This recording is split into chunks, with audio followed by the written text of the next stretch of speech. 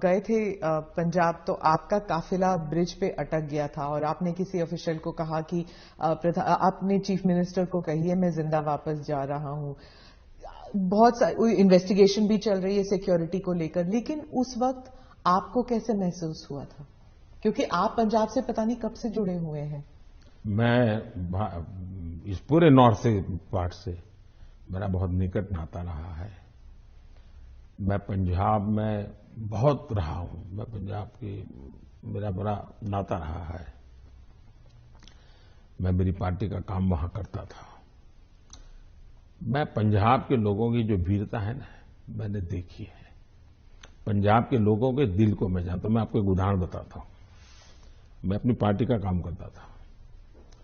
उस समय तो ये आतंकवाद बड़ी एकदम हालत बड़ी खराब थी। शाम के बाद कोई निकल नहीं पाता था। और मैं शायद मोगा में था या तरन तारण में था, मुझे याद नहीं है आज। और मुझे अगले स्टेशन पे जाना था, लेकिन कार्यक्रम के कारण देर हो गई। मैं और मेरे ड्राइवर दो ही थे, हम निकले। और दुर्भाग्य से हमारी गाड़ी खराब हो गई रास्ते में। तो हम कोशिश कर रहे थे, लेकिन गाड़ी चल नहीं रही थी। उस समय एक पुरानी एम्बेसडर मेरे पास थी।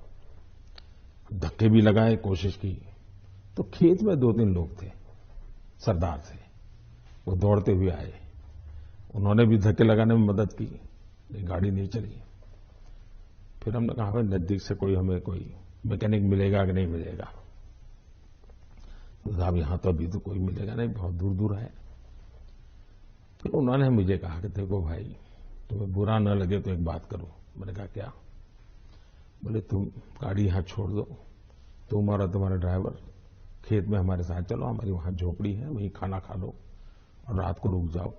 सरदार परिवार जिस प्रकार से उन्होंने मुझे संभाला, उन्होंने कहा भाई कुछ भी हो तुम सुबह जाना, अब यहीं रुक जाओ। बाद में उनको पता चला मैं तो भाजपा का कार्यकर्ता हूं। वो कहा ठीक है भाई, तुम भाजपा के हो, कुछ भी हो, तुम आज रात मेरे यहाँ रुको। मैं हैरान हूं जी। खेत में उन्होंने अपनी जो छोटी सी जगह होती है उसमें रखा, मेरा खान पान की व्यवस्था की।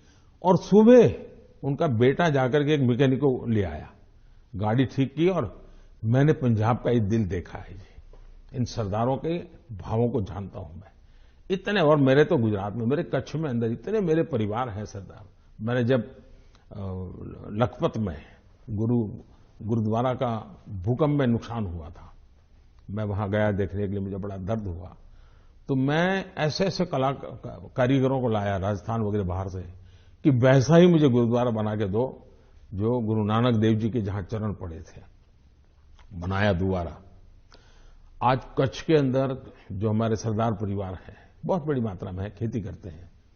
जब वो इसका बात का वर्णन, उनकी आंखों में से आंसू आ जाता है जी। और मैं अभी कुछ दिन पहले भी एक वर्चुअल मीटिंग में मैंने उस गुरुद्वारा में सबसे बात की। मेरा इतना लगाव रहा है जी।